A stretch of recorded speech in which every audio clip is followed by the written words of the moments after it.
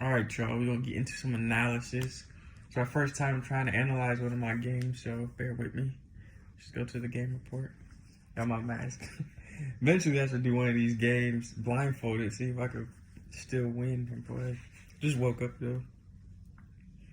So you can see the algorithm is saying it was a wild game, but like the top portion on the right side shows that I was up. So let me go back. Just want to analyze this one portion of the game. About right here. So I played H4, H5. And he could have responded with something like that, but I ended up. See, something like a line like this would have ended up. I would have been in a solid position, but my king would have been exposed on the H file.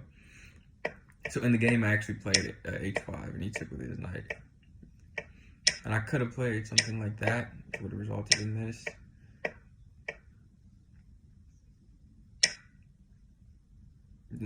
My bishop is protecting that pawn there, but he takes his algorithm saying that bishop c4 was better, which is probably a better move since I'm eyeing down his king. Something like that could have happened. Bishop takes, queen takes, but he didn't play that. That's what he played in the actual game.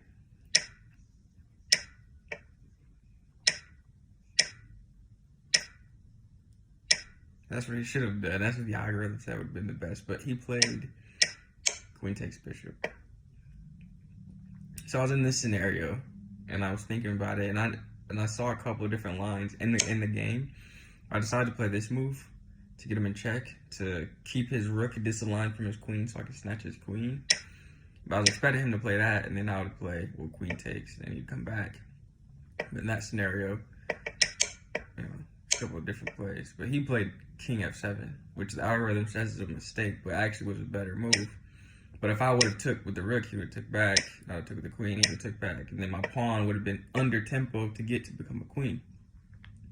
So, in the actual real game, what I did, he played this, he played king. So I took with the queen, therefore, he responded back by retaking with the rook. And I took my rook with his rook. So therefore, I still have tempo. Yeah, this is tricky because he could have mated me here if he had his rook down on the second row there. Because that's the only move that prevents it. If I would have played something like this, he could have brought his rook down. It'd have been mate in 2, mate in 1, if he'd have brought it to the H file. Like, that's checkmate. So I knew I had to play. Only this move was going to be able for me to not get mated, was that. And after he did a couple moves and I moved my queen, I believe he resigned after this point, or he timed out. So, one of my favorite games versus a 1400 player. And the fact that like we both think about all of this in the midst of 1 minute is like kind of insane to me. I'm going to try to do some more analysis and everything, but kind of work, have bills to pay, so I'll be doing this chess YouTube channel when I can, when I have time. So just stay tuned.